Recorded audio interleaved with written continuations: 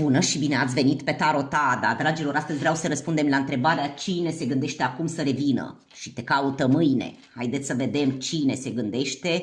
O persoană care te iubește, dar care a fost în conflict cu tine, te-a gelozit. Cineva care nu a mai vorbit cu tine, dar cineva care te iubește foarte mult. Aici avem o flacără geamănă. Balanță, o iubire spirituală. Ai simțit această iubire.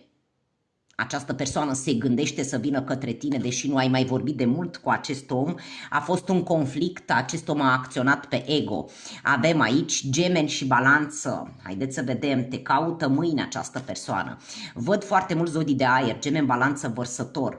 O persoană onestă, îi este teamă, dar va veni către tine și îți va spune adevărul. Te caută mâine această persoană pentru că te iubește și visează să fie alături de tine. Avem și zodii de foc și zodii de apă. Vă pup, pa, pa!